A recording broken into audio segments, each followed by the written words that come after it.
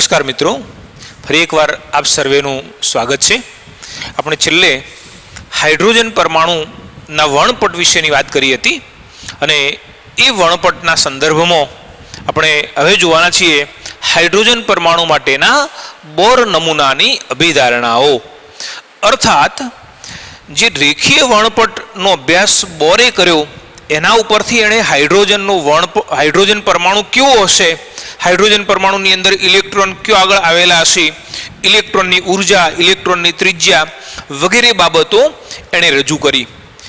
એણે તો જે એનો પરમાણુય નમૂનો રજૂ કર્યો એના ઘણા બધા મુદ્દાઓને રજૂ કર્યા, પણ આપણે અહીંયા માત્ર એની અભિધારણાઓ લઈએ છીએ, અર્થાત આપણે એનો ટૂંકો સાર લઈએ છીએ, બરાબર ને?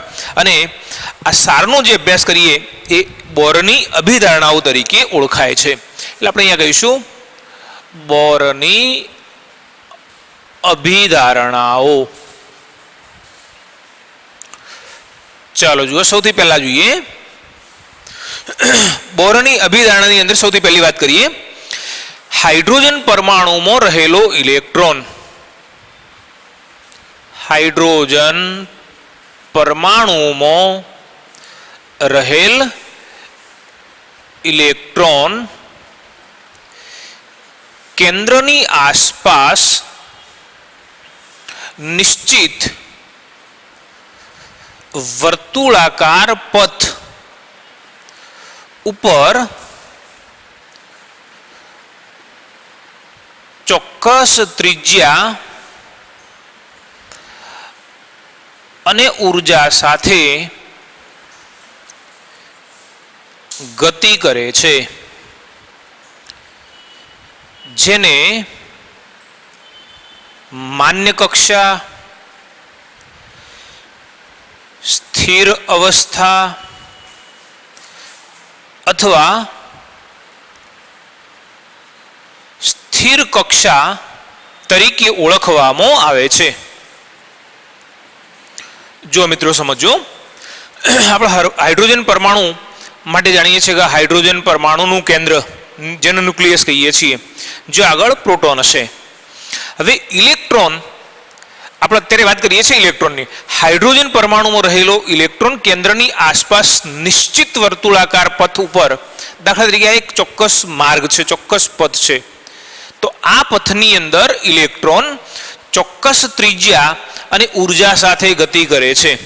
બોર એવું કહે છે કે અહીંયા કેન્દ્રની આજુબાજુ જ્યારે ઇલેક્ટ્રોન ફરી રહ્યો છે તો એનું અંતર નિશ્ચિત હશે, બરાબર ને? ગમે તેટલા અંતરે ગતિ કરતો નથી, ગમે તેટલા અંતરે ફરતો નથી. ચોક્કસ ત્રિજ્યા અને એની ઉર્જા પણ નિશ્ચિત છે, બરાબર? એ ચોક્કસ ત્રિજ્યા અને ઉર્જા સાથે ગતિ કરે છે, જેને માન્ય કક્ષા અથવા સ્થિર અવસ્થા અથવા સ્થિર કક્ષા તરીકે ઓળખવામાં આવે છે. અહીં આગળ દાખલા તરીકે ઇલેક્ટ્રોન આ માર્ગની અંદર ફરી રહ્યો છે, તો આ એની માન્ય કક્ષા કહેવાય અથવા એની સ્થિર કક્ષા કહેવાય. ચલો એ જ રીતે દાખલા તરીકે આ એક બીજી કક્ષા લઈએ, આ ત્રીજી કક્ષા લઈએ, ચોથી કક્ષા લઈએ, પાંચમી, આવી ઘણી બધી કક્ષાઓ એ આ રીતે કેન્દ્રની આજુબાજુ ગોઠવાયેલી હશે અને એ કક્ષાઓની અંદર ઇલેક્ટ્રોન એ સતત ફરી રહ્યો છે, ચોક્કસ ત્રિજ્યા અને ઉર્જા સાથે ગતિ કરે છે, જેને આપણે માન્ય કક્ષા અથવા સ્થિર અવસ્થા અથવા સ્થિર કક્ષા તરીકે ઓળખીએ છીએ. અને આવી એક નહીં, આપણે તો પહેલી એક દોરી હતી, એક નહીં પણ આવી ઘણી બધી કક્ષાઓ કેન્દ્રની આજુબાજુ ગોઠવાયેલી હશે. ચાલો બીજા નંબરે જોઈએ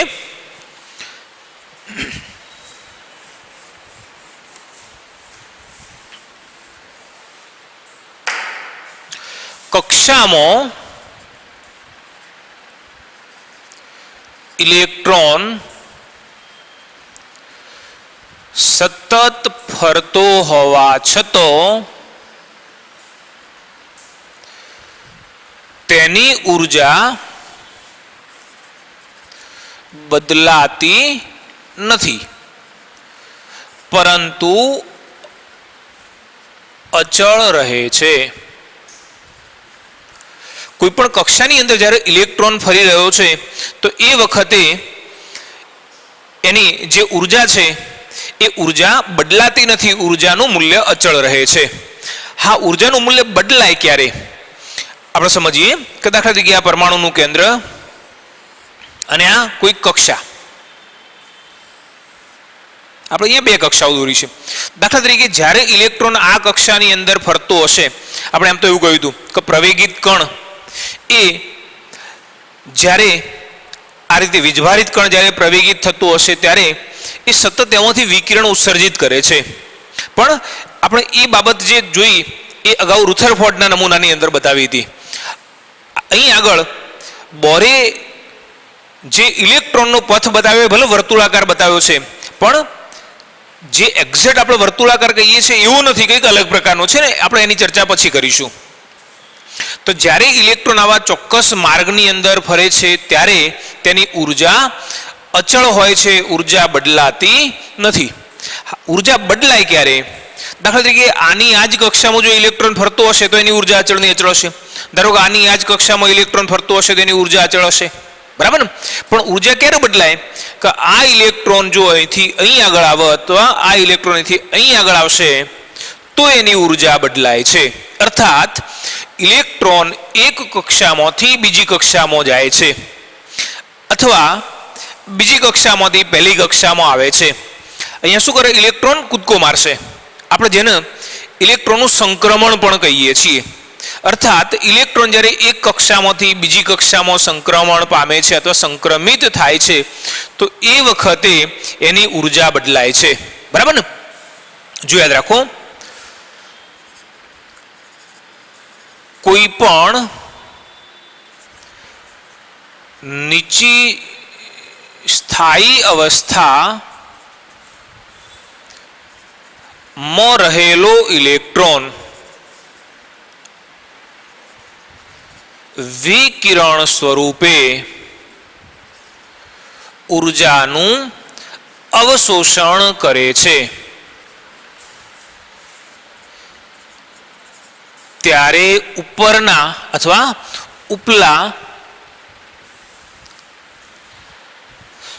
ઉપલી સ્થાયી અવસ્થામાં જાય છે. જો દાખલા તરીકે ઇલેક્ટ્રોન અહીં આગળ પહેલી કક્ષામાં હતો, હવે એ ઇલેક્ટ્રોન એ ધારો કે વિકિરણ સ્વરૂપે ઉર્જાનું શોષણ કરે છે. જો વિકિરણ સ્વરૂપે ઉર્જાનું શોષણ કરે, પહેલા આપણે એવું કહ્યું કે જ્યારે પહેલી કક્ષામાં ફરતો હશે તો એ વખતે તો એની ઉર્જા કેવી હશે? અચળ હશે. પણ ધારો કે એ વિકિરણ સ્વરૂપે ઉર્જાનું શોષણ કરે છે, આપણે અહીંયા કહ્યું છે કે નીચી સ્થાયી અવસ્થામાં રહેલો ઇલેક્ટ્રોન વિકિરણ સ્વરૂપે ઉર્જાનું શોષણ કરે છે. જો ઉર્જાનું શોષણ કર્યું તો એની ઉર્જા વધી ગઈ, બરાબર ને? અને જો ઉર્જા વધી ગઈ તો હવે આ કક્ષા એના માટે હશે નહીં. તો પછી એ ક્યાં જવાનું?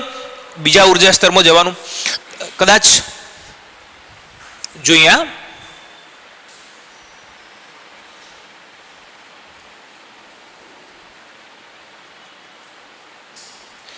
આપણે હાઈવે તમે જોયો હશે. હવે સામાન્ય રીતે આ તરફના વાહનો આ બાજુ, આ તરફના વાહનો આ દિશામાં ગતિ કરતા હોય. માની લો કે તમારું વાહન આ ટ્રેક ઉપર દોડી રહ્યું છે, બરાબર? આ ટ્રેક ઉપર દોડી રહ્યું છે. અહીંયા સામાન્ય રીતે ઓછી સ્પીડવાળા સાધનો દોડતા હશે અને અહીં આગળ આ ટ્રેકની અંદર વધુ સ્પીડવાળા વાહનો દોડતા હશે. માની લો કે તમારી સ્પીડ તમે વધારો એટલે શું કરો? તમે જો આ ટ્રેક ઉપર જતા હતા અને તમારી સ્પીડ 40 કે 50 હતી, હવે તમારી સ્પીડ વધારવી છે તો અહીંયા શું થાય? વચ્ચે ઓછી સ્પીડવાળા બધા સાધનો આગળ ચાલતા હશે એટલે તમને અવરોધ આવવાનું. એટલે જો તમારે તમારી સ્પીડ વધારવી હોય તમારા વાહનની, તમારે શું કરવું પડે? એની દિશા બદલવી પડશે. તો બરાબર એના જેવું કે ઇલેક્ટ્રોન જ્યારે પહેલી કક્ષામાં ગતિ કરતો હતો ત્યારે એ અહીંયા એની ઉર્જા અચળ હતી, પણ જેવું એણે વિકિરણનું શોષણ કર્યું એટલે શું થયું? ઉર્જા વધી. અને ઉર્જા વધી તો એને રસ્તો બદલી દેવો પડશે, કક્ષા બદલવી પડશે. તો અહીંયા શું થયું?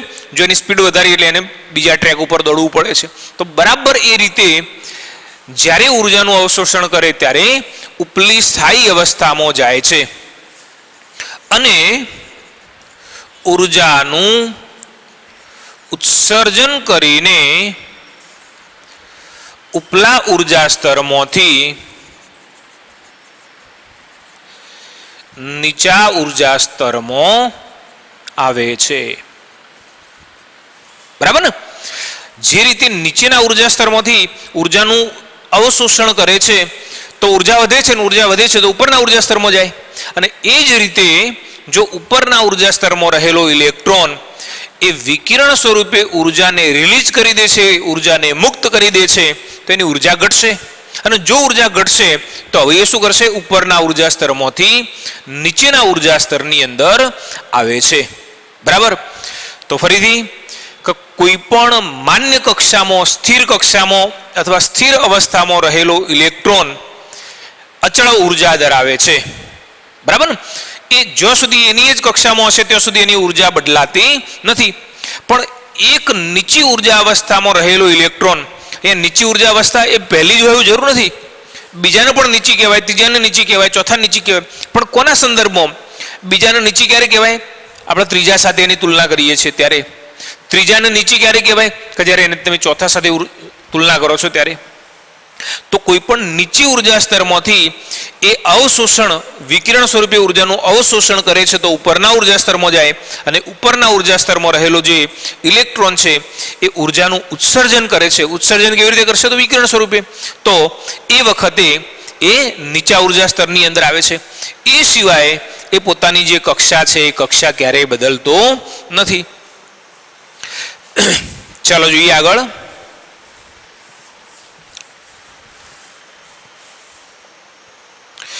બે સ્થિર કક્ષાઓની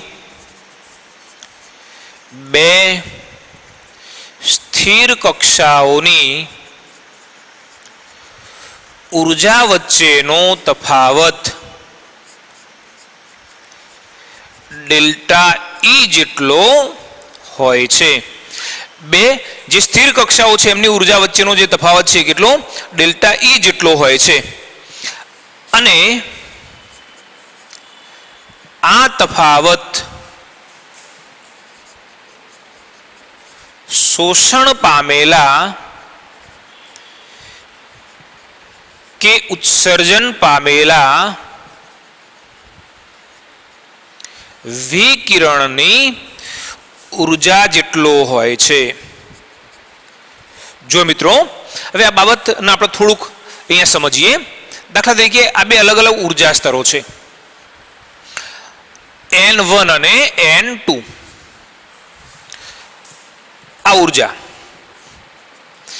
આપણે કોઈ પણ આલેખ દોરીએ, શું કરીએ છીએ? આલેખની અંદર જેમ જેમ ઉપર જઈએ એમ મૂલ્ય વધતું જાય છે, નીચે હોય એમ મૂલ્ય ઓછું હશે. તો અહીં આગળ ધારો કે કોઈ એક ઇલેક્ટ્રોન રહેલો છે. હવે અહીંયા રહેલો ઇલેક્ટ્રોન એ આની અંદર ક્યારે જાય? આપણે એવું માની લઈએ કે ચલો આની ઉર્જા દાખલા તરીકે 10 છે અને આની ઉર્જા દાખલા તરીકે 20 છે. તો એનો અર્થ એવું થયો કે એની ઉર્જા 10 માંથી 20 ક્યારે થાય? તો જ્યારે એ 10 જેટલી ઉર્જા ધરાવતા વિકિરણનું શોષણ કરે ત્યારે. બરાબર ને? જ્યારે અહીંયા રહેલો ઇલેક્ટ્રોન એ 10 જેટલી ઉર્જાનું શોષણ કરશે તો એ ક્યાં જવાનું? ઉપરના ઉર્જા સ્તરમાં જવાનું. બરાબર ને? ઉર્જાનું શોષણ તો એ ક્યાં જતું રહેશે? ઉપરના ઉર્જા સ્તરમાં જતું રહેવાનું. માની લો કે ઉપરના ઉર્જા સ્તરમાં રહેલો ઇલેક્ટ્રોન જેની ઉર્જા કેટલી? 20 છે. બરાબર? હવે એમાંથી ઇલેક્ટ્રોન અહીંયા ઓછી ઉર્જા સ્તર ધરાવતા N1 માં ક્યારે આવશે? તો જ્યારે ઉર્જાનું ઉત્સર્જન કરશે ત્યારે. ઉર્જાનું ઉત્સર્જન. તો અહીંયા આ બંને, અહીંયા રહેલો ઇલેક્ટ્રોન શું કર્યું? એણે વિકિરણ સ્વરૂપે ઉર્જા મેળવી તો અહીંયા આગળ આવ્યો. ચલો માની લો કે આમાં રહેલો ઇલેક્ટ્રોન શું કર્યું? એણે વિકિરણ સ્વરૂપે ઉર્જા ગુમાવી તો અહીંયા આગળ આવી ગયો. બરાબર છે? હવે આ બંને કક્ષકો વચ્ચેની ઉર્જાનો તફાવત કેટલો? તો શોષણ પામતા વિકિરણ અથવા ઉત્સર્જન પામતા વિકિરણની ઉર્જા જેટલો હોય છે. બરાબર છે? એટલે આપણે અહીંયા બતાવ્યું છે કે બે સ્થિર કક્ષાઓની ઉર્જા વચ્ચેનો તફાવત ડેલ્ટા ઈ. ધારો કે આની ઉર્જા E1 કહીએ, આની ઉર્જા E2 કહીએ. બરાબર છે? તો આ બંનેની ઉર્જાનો તફાવત શું કહેવાય? Delta E. એ તફાવત ડેલ્ટા ઈ જેટલો હોય છે અને આ તફાવત શોષણ પામેલા કે ઉત્સર્જન પામેલા વિકિરણની ઉર્જા જેટલો હોય છે.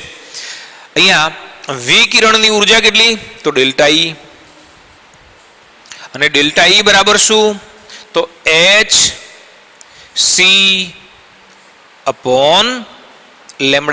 અથવા h મ્યુ. આપણે અહીં આગળ h મ્યુ તરીકે બતાવીએ. h mu. ચાલો અહીંયા આપણે આ રીતે બતાવી તો દીધું, પણ અહીંયા મ્યુનો અર્થ શું થાય? તો મ્યુ બરાબર જો મ્યુનો કરતા બનાવીએ છીએ તો શું લખાય? Delta E upon H. અને ડેલ્ટા ઈ એટલે શું? તો બે ઉર્જા સ્તરોની ઉર્જા વચ્ચેનો તફાવત. તો આ રીતે લખાય E2 minus E1 upon H. Delta E શું બતાવ્યું છે? તો ડેલ્ટા ઈ એ બે જુદા જુદા ઉર્જા સ્તરોની ઉર્જાનો તફાવત બતાવ્યો છે. અહીંયા E2 ને શું કહીશું? જો E2 વધુ ઉર્જા ધરાવતું ઉર્જા સ્તર, મતલબ કે બે અલગ અલગ જે કક્ષાઓ છે તો એમાંથી એવી કક્ષા કે જે કક્ષાની ઉર્જા વધુ છે, તો આપણે અહીંયા બતાવ્યું છે વધુ ઉર્જા ધરાવતું ઉર્જા સ્તર અથવા કક્ષા. E1 ઓછી ઉર્જા ધરાવતું ઉર્જા સ્તર. અહીંયા હંમેશા આપણે જે તફાવત લઈએ એ માઇનસ નહીં હોય, તફાવત પ્લસ હશે. અને તફાવત પ્લસ ક્યારે મળશે? તો જ્યારે વધુ ઉર્જામાંથી ઓછી ઉર્જાને બાદ કરીએ છીએ ત્યારે. અહીંયા હંમેશા આપણે યાદ રાખવાનું કે E2 ને વધુ ઉર્જા ધરાવતી કક્ષા તરીકે અને E1 ને ઓછી ઉર્જા ધરાવતી કક્ષા તરીકે લેવાના છીએ, તો જ આપણને તફાવત એ પ્લસ મળશે. અહીંયા H શું હશે? તો પ્લાન્કનો અચળાંક છે. બરાબર? તો યાદ રાખો કે કોઈ પણ બે ઉર્જા સ્તરોની ઉર્જાનો તફાવત, દાખલા તરીકે આપણે એવું કહીએ કે આ પરમાણુનું કેન્દ્ર n બરાબર 1, n બરાબર 2, n બરાબર 3, આ બધા કક્ષાઓના નંબર છે. પહેલી કક્ષા, બીજી કક્ષા, ત્રીજી કક્ષા, ચોથી કક્ષા. હવે કોઈ આપણને એમ પૂછે કઈ આગળ પહેલી અને ચોથી કક્ષાની ઉર્જાનો તફાવત કેટલો? તો પહેલી અને ચોથી કક્ષાની ઉર્જાનો તફાવત કેટલો થાય? તો આપણે આ રીતે બતાવીશું. જે વિકિરણ, દાખલા તરીકે ઇલેક્ટ્રોન અહીંથી અહીં આગળ આવે છે તો શું કરશે? એ વિકિરણ સ્વરૂપે ઉર્જા મેળવશે. બરાબર ને? અને એ વિકિરણની જેટલી આવૃત્તિ હશે એના અનુરૂપ એની ઉર્જા હશે. અને એ ઉર્જા એ આ બેની ઉર્જાના તફાવત જેટલી હોય છે. બરાબર ને? અર્થાત એમ કહીએ કે પહેલી કક્ષામાં રહેલો ઇલેક્ટ્રોન ચોથી કક્ષામાં ક્યારે જવાનો? તો આ બેના વચ્ચે જેટલી ઉર્જાનો તફાવત છે એટલી ઉર્જાના વિકિરણનું જે શોષણ કરશે તો એટલી ઉર્જા એને મળશે, તો એના પરિણામે ચોથી કક્ષાની અંદર જવાનો. તો આ રીતે કોઈ પણ બે ઉર્જા સ્તરોની ઉર્જા વચ્ચેનો તફાવત એ h ન્યુ જેટલો હશે અને એના આધારે એની આવૃત્તિનું જે મૂલ્ય છે એ આપણે આ પ્રમાણે દર્શાવીએ છીએ. નેક્સ્ટ ટોપિકની ચર્ચા કરીએ. જો ચોથો મુદ્દો, બોરની ચોથી અભિધારણા. ઇલેક્ટ્રોન ફક્ત એવી કક્ષામાં જ પરિભ્રમણ કરી શકે છે કે જો તેના કોણીય વેગમાન mvr અથવા MEVR નું મૂલ્ય h/2π ના પૂર્ણ ગુણાંક જેટલું હોય.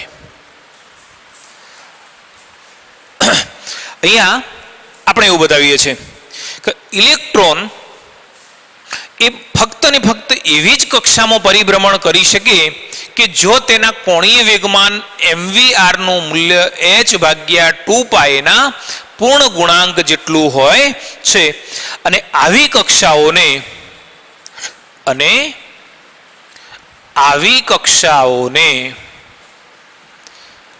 માન્ય કક્ષાઓ કહે છે. ચાલો જુઓ મિત્રો, દાખલા તરીકે આ પરમાણુનું કેન્દ્ર અને આ પહેલી કક્ષા, એ જ રીતે આ બીજી કક્ષા, આ ત્રીજી કક્ષા, જુદી જુદી કક્ષાઓ. ચાલો જુઓ, સૌથી પહેલું તો ઇલેક્ટ્રોન ફક્ત એવી કક્ષામાં જ પરિભ્રમણ કરી શકે કે જો તેના કોણીય વેગમાનનું મૂલ્ય, કોણીય વેગમાન એટલે શું? તો આમ એકચ્યુઅલી તમે વેગમાન એટલે શું કહો છો? વેગમાન p બરાબર ફિઝિક્સમાં તમે શીખતા હશો m × v. વેગમાન એટલે p અને વેગમાન એટલે દળ ગુણ્યા વેગ. હવે અહીંયા વેગમાન ક્યારે લઈએ છીએ કે કોઈ રેખીય ગતિ કરતો પદાર્થ હશે તો એના માટે વેગમાન લઈએ છીએ, બરાબર ને. પણ ધારો કે કોઈક અર્થે વર્તુળાકાર પથ ઉપર ગતિ કરે છે, કોણીય ગતિ કરે છે, તો પછી એ વખતે આપણે શું લઈએ છીએ? કોણીય વેગમાન લઈએ છીએ, બરાબર ને. અને જે કોણીય વેગમાન લઈએ છીએ તો એને mvr તરીકે ઓળખીએ છીએ. અહીંયા ત્રિજ્યાને પણ ધ્યાનમાં લઈએ છીએ. જ્યારે કોણીય વેગમાન લઈએ છીએ ત્યારે અહીંયા આગળ એની ત્રિજ્યાને પણ ધ્યાનમાં લેવામાં આવે છે, બરાબર ને. આ આર અહીંયા જે ગતિ કરતો પદાર્થ જે ઇલેક્ટ્રોન છે એનું દળ, બરાબર, અને એનું વેગ, આ ત્રણનો જે ગુણાકાર છે કોણીય વેગમાન તરીકે ઓળખાય છે. તો અહીંયા બોરે એની સૈદ્ધાંતિક ગણતરીઓ ઉપરથી બતાવ્યું કે mvr નું જે મૂલ્ય છે, mvr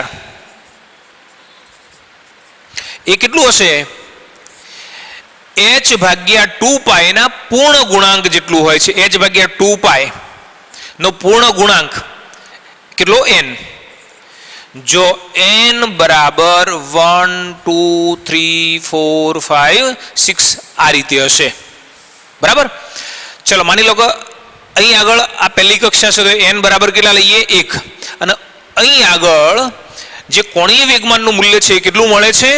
h/2π જેટલું મળે છે. પણ હવે જ્યારે ઇલેક્ટ્રોન અહીં આગળ પરિભ્રમણ કરતો હશે તો એ વખતે mvr નું મૂલ્ય કેટલું મળશે? અહીંયા 1h/2π મળતું, તો હવે અહીંયા કેટલું મળશે? 2h/2π મળશે. કયો આગળ? n બરાબર 2 ની અંદર.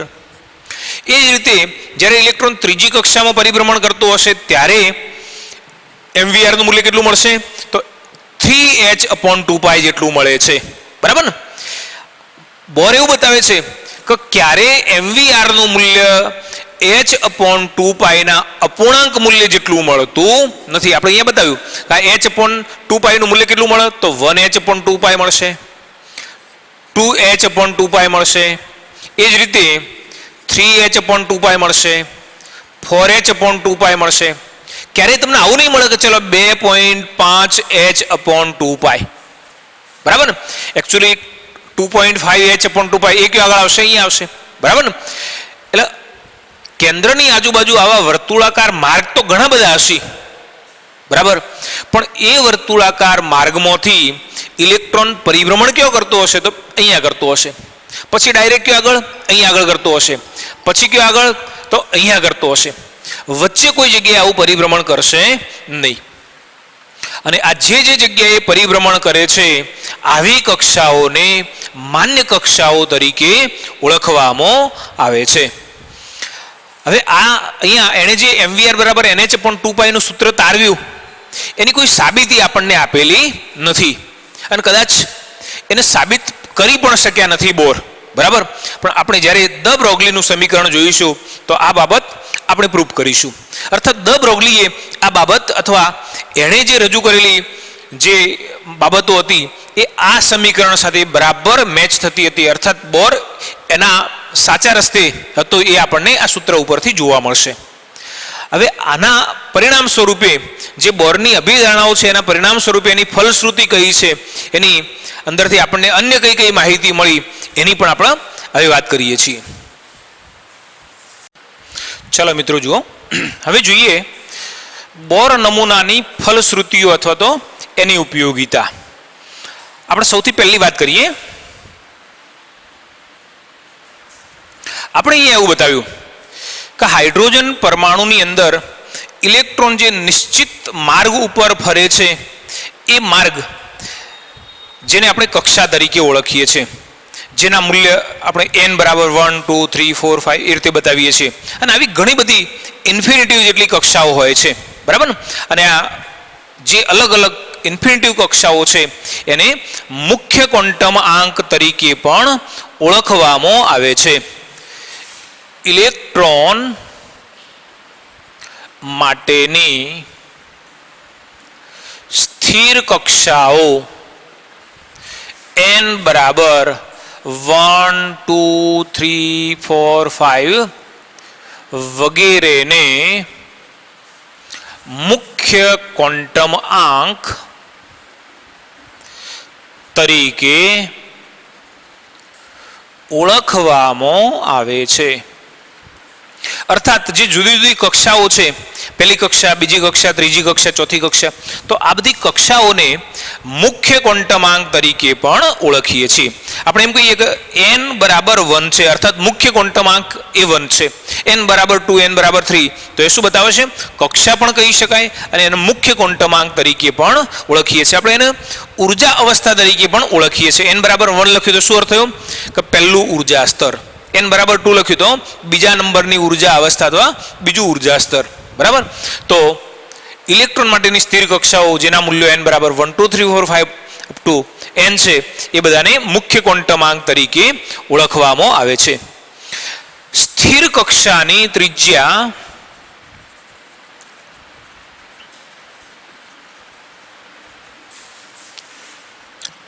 r n બરાબર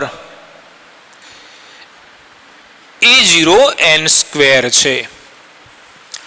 ચાલો જુઓ, કોઈ પણ સ્થિર કક્ષાની જે ત્રિજ્યાઓ છે, બોરે સૈદ્ધાંતિક ગણતરી દ્વારા ઇલેક્ટ્રોન જે માર્ગની અંદર પરિભ્રમણ કર્યું છે અથવા તો કરે છે, દાખલા તરીકે આપણે એમ કહીએ કે આ પહેલી કક્ષા, બીજી કક્ષા, ત્રીજી કક્ષા, તો અહીંથી આ અંતર જેને આપણે શું કહીએ છીએ? ત્રિજ્યા કહીએ છીએ. તો હવે ત્રિજ્યા પણ એણે શોધી કાઢેલી છે અને આ જે ત્રિજ્યાનું મૂલ્ય એ કેટલું? તો Rn = a0n² છે. એકચ્યુઅલી જે સંબંધ છે કેવો છે? Rn ચલે છે n². અર્થાત જે આવી બોર ત્રિજ્યા જે કહીએ છીએ, તો જે પરમાણુની જે ત્રિજ્યાઓ કહીએ છીએ એ એની કક્ષાના વર્ગના સમપ્રમાણમાં હોય છે. બરાબર ને? આનો અર્થ એવો થયો કે દાખલા તરીકે તમે પહેલી કક્ષા માટેની ત્રિજ્યા લેશો તો શું આવશે? અહીંયા આગળ 1². અહીંયા જ્યારે ચલે છે કાઢી નાખો એટલે શું આવશે? આવું આવશે, Rn = a0.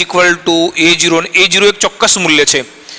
જો a0 બરાબર 52.9 પિકોમીટર. બરાબર ને? અને જો કદાચ તમે પિકોમીટરને એંગસ્ટ્રોમની અંદર અથવા નેનોમીટરની અંદર કન્વર્ટ કરશો, તમને ત્રિજ્યા ઘણી વખત નેનોમીટરની અંદર પૂછે, ઘણી વખત એંગસ્ટ્રોમની અંદર પૂછે, પિકોમીટરની અંદર પૂછે, તો તમે આ રીતે બતાવી શકશો. ચાલો જુઓ, દાખલા તરીકે આપણે અહીંયા પહેલી કક્ષાની ત્રિજ્યા શોધવી છે. તો પહેલી કક્ષાની ત્રિજ્યા કેટલી? a0 = n બરાબર 1 લેવાના, તો 52.9 પિકોમીટર. પણ માની લો કે તમે બીજી કક્ષાની ત્રિજ્યા શોધો છો, તો કેટલા આવશે? 2 નો વર્ગ એટલે 4, એટલે 52.9 × 4 પિકોમીટર.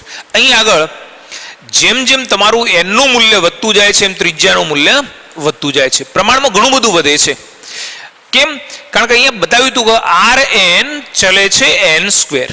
બરાબર? તો n ના વધારા સાથે જે ત્રિજ્યાનું મૂલ્ય છે એ ક્રમશઃ વધતું જાય છે.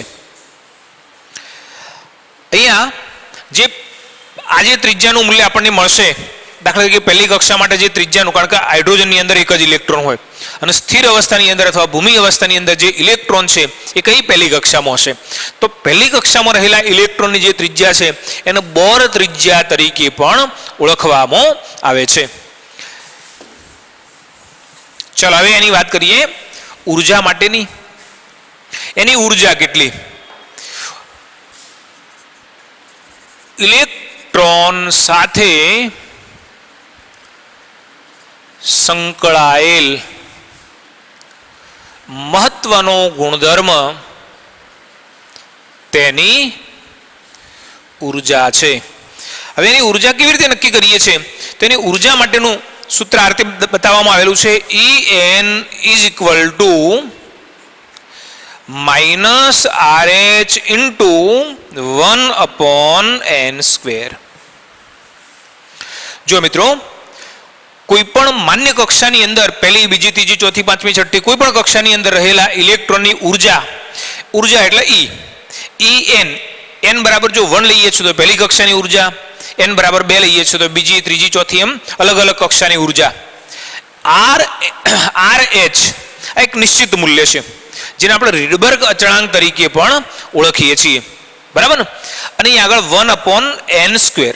જો અહીંયા ધારો કે પહેલી કક્ષાની ઉર્જા શોધવી, તો જો અહીંયા n બરાબર 1 લઈએ છીએ તો અહીંયા 1 મૂકવા પડશે. બરાબર ને? અને આ રીડબર્ગ નામના વૈજ્ઞાનિકે એનું મૂલ્ય દર્શાવેલું છે. આ મૂલ્ય કેટલું? તો -2.18 × 10⁻18 ઇન્ટુ 1/n² જૂલ. જો અહીંયા ઉર્જા એ જૂલ એકમની અંદર લઈએ છીએ અને એટલા માટે આ જે મૂલ્ય છે એ જૂલ એકમની અંદર હોય છે. હવે કદાચ તમને એક પ્રશ્ન એવો થાય કે આની ઉર્જા માઇનસ કેમ છે, બતાવીએ આપણે. અહીંયા જુદા જુદા ઉર્જા સ્તરોની જે ઉર્જા છે એને સમજાવીને પછી તમને બતાવીએ કે અહીંયા ઉર્જાનું મૂલ્ય એ માઇનસ કેમ છે. આપણે અહીંયા આગળ n બરાબર 1 શું કહીએ છીએ, જેને ભૂમિ અવસ્થા અથવા ગ્રાઉન્ડ સ્ટેટ તરીકે ઓળખીએ છીએ. આપણે હમણાં બતાવ્યું કે દાખલા તરીકે આ ઇલેક્ટ્રોન પહેલી કક્ષામાં છે, n બરાબર 1 માં છે. ઇલેક્ટ્રોન હંમેશા કે રહેવાનું વલણ ધરાવશે, તો પહેલી કક્ષામાં રહેવાનું વલણ ધરાવે છે, બરાબર ને.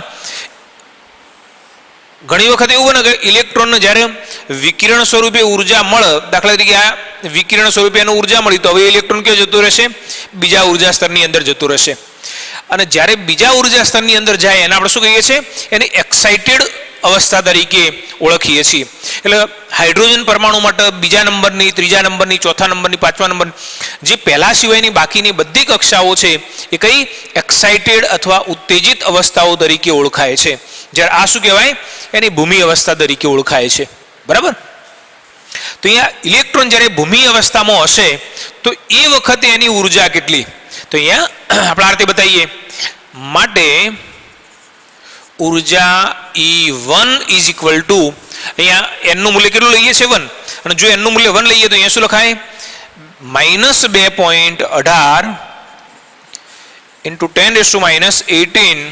ચલો અહીંયા 1/n², n નું મૂલ્ય 1 મૂકી દઈએ તો શું આવશે, 1/1, તો શું મૂલ્ય આવી જાય, -2.18 × 10⁻18 જૂલ મળશે.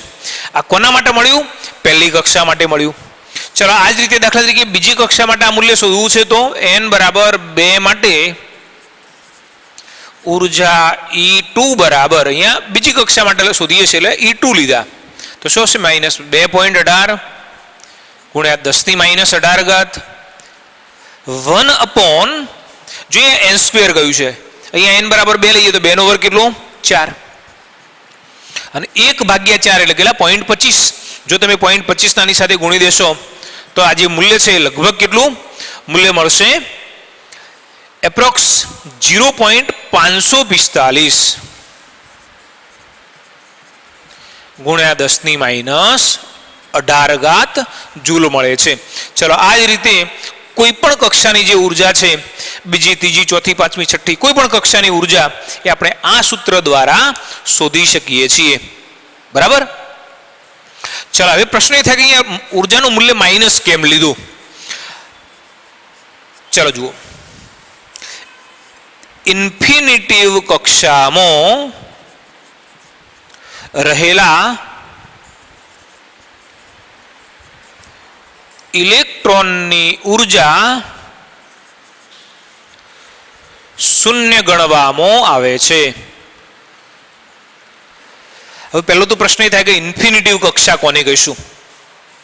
ચાલો જુઓ, દાખલા તરીકે આ પરમાણુનું કેન્દ્ર, આ પહેલી કક્ષા, બીજી, ત્રીજી, ચોથી, પાંચમી, છઠ્ઠી, સાતમી, અને પછી અહીં આગળ અને આપણે ઇન્ફિનિટિવ કક્ષા કહીએ છીએ. હવે એકચ્યુઅલી ઇન્ફિનિટિવનો અર્થ શું, આપણને એમ થાય કે આ તો ગણી શકાય એવી છે, બરાબર. ચલો જુઓ, દાખલા તરીકે આપણે જાણીએ છીએ કે અહીંયા પરમાણુનું જે કેન્દ્ર છે એ કેન્દ્રનો ધન વીજભાર છે અને ઇલેક્ટ્રોનના ઉપર ઋણ વીજભાર છે. એટલે કેન્દ્રમાં રહેલો આ જે ધન વીજભાર છે એ નિશ્ચિત અંતર સુધી રહેલા ઇલેક્ટ્રોનને પોતાની તરફ આકર્ષી શકે છે, બરાબર ને. આપણે એવું કહીએ કે દાખલા તરીકે અહીંયા રહેલો ઇલેક્ટ્રોન વિકિરણ સ્વરૂપે ઉર્જા મેળવે.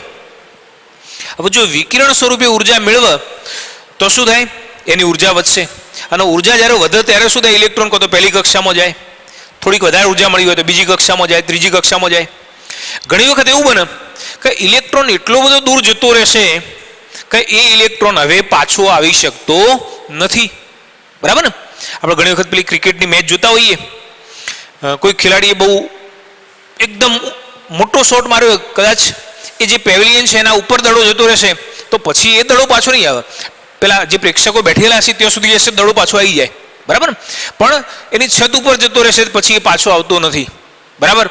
તો એ રીતે દાખલા તરીકે અહીં સુધી ઇલેક્ટ્રોનનું આકર્ષણ લાગી રહ્યું છે, કેન્દ્રનું આકર્ષણ અહીં સુધી છે, તો અહીંથી પછીની કોઈ પણ કક્ષા લઈએ તો એ બધી શું કહેવાય? ઇન્ફિનિટિવ કક્ષા તરીકે ઓળખીએ છીએ, બરાબર ને? અને ઇન્ફિનિટિવ કક્ષામાં રહેલા ઇલેક્ટ્રોનની ઉર્જા કેવી લઈએ છીએ? શૂન્ય ગણવામાં આવે છે, બરાબર? અને જેમ જેમ ઇલેક્ટ્રોન એ ઇન્ફિનિટિવ કક્ષામાંથી કેન્દ્રના નજીક આવે એમ શું થાય? ઉર્જા ઘટતી જાય છે, બરાબર ને?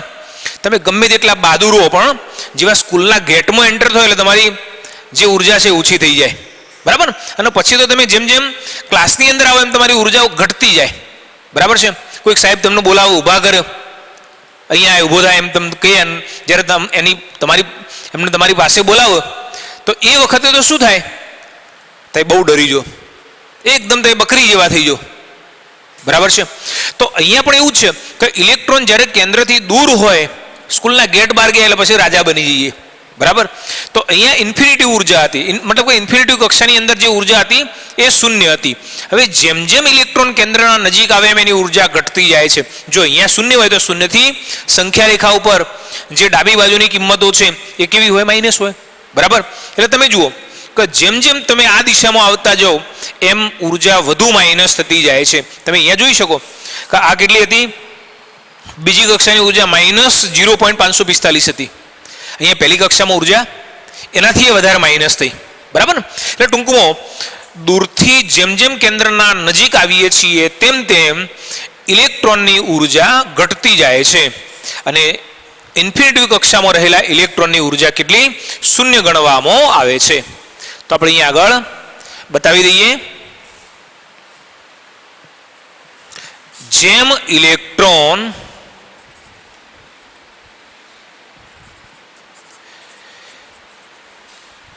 કેન્દ્રની નજીક આવતો જાય તેમ તેની ઉર્જા ઘટતી જાય છે. જો અહીંયા આ જે ઉર્જા હતી એ ઇન્ફિનિટિવ કક્ષાની અંદર શૂન્ય હતી અને પછી જેમ જેમ એ કેન્દ્રની નજીક આવે છે એમ એમ એની ઉર્જા ઘટતી જાય છે અને માટે માન્ય કક્ષામાં રહેલો ઇલેક્ટ્રોન એ ઋણ ઉર્જા ધરાવે છે અથવા એની ઉર્જાનું જે મૂલ્ય છે એ કેવું આપણે માઇનસ બતાવીએ છીએ. બોરનો આ સિદ્ધાંત એ એક ઇલેક્ટ્રોન ધરાવતા કેટલાક આયનો માટે પણ લાગુ પાડી શકાય છે. બોરનો આ સિદ્ધાંત એક ઇલેક્ટ્રોન ધરાવતા સ્પીસીઝ માટે પણ લાગુ પાડી શકાય છે. આપણને એમ થાય કે એક ઇલેક્ટ્રોન ધરાવતા સ્પીસીઝ કયા? આમ તો એક ઇલેક્ટ્રોન ધરાવતો જે પરમાણુ લઈએ છીએ કયો? હાઇડ્રોજન લઈએ છીએ. પણ એ સિવાયના બીજા સ્પીસીઝ કયા? તો દાખલા તરીકે He+, Li2+, Be3+. તમે જાણો છો કે હાઇડ્રોજનની અંદર એક ઇલેક્ટ્રોન છે. હિલિયમની અંદર કેટલા ઇલેક્ટ્રોન છે? 2 ઇલેક્ટ્રોન. ચલો ધારો કે તમે હિલિયમમાંથી એક ઇલેક્ટ્રોનને દૂર કરી દેશો તો શું બની જાય? He+ બને, બરાબર ને? તમે જાણો છો સોડિયમના અંદરથી એક ઇલેક્ટ્રોનને દૂર કરો એટલે શું બને? Na+ બનશે. તો સેમ આ જ રીતે હિલિયમમાંથી તમે એક ઇલેક્ટ્રોન દૂર કરો એટલે શું બને? He+ બને, બરાબર? 2 હતા ઇલેક્ટ્રોન, હવે એક જ બાકી વધ્યું. તો He+ માં કેટલા ઇલેક્ટ્રોન? 1. Li લિથિયમમાં 3 ઇલેક્ટ્રોન છે, 3 માંથી તમે 2 દૂર કરી દો તો કેટલા બાકી વધ્યા? એક જ બાકી વધ્યું. તો Li2+ પણ એક ઇલેક્ટ્રોન ધરાવે છે. બેરિલિયમ જેમાં 4 ઇલેક્ટ્રોન છે એમાંથી તમે 3 દૂર કરી દો એટલે એક જ બાકી વધશે. તો આ બધા એક ઇલેક્ટ્રોન ધરાવતા સ્પીસીઝ છે અને આવા એક ઇલેક્ટ્રોન ધરાવતા સ્પીસીઝ માટે પણ આ જે બોરનો સિદ્ધાંત છે એ લાગુ પાડવામાં આવે છે અને આવા આયનો માટે પણ આપણે ઉર્જા ગણી શકીએ છીએ, ઇવન ત્રિજ્યા પણ ગણી શકીએ છીએ. પણ એ વખતે એનો જે પરમાણુ ક્રમાંક છે એને ગણતરીમાં લેવામાં આવે છે અને એના સંદર્ભમાં આપણે એની ત્રિજ્યા અને જે ઉર્જા છે નક્કી કરીએ છીએ. આપણે નેક્સ્ટ ટોપિકની અંદર સમજાવીશું કે જ્યારે આ પ્રકારના સ્પીસીઝની અંદર કોઈ ઇલેક્ટ્રોન રહેલો છે તો એની ત્રિજ્યા કેટલી થાય, એની ઉર્જા કેટલી થાય એ આપણે સમજાવીશું.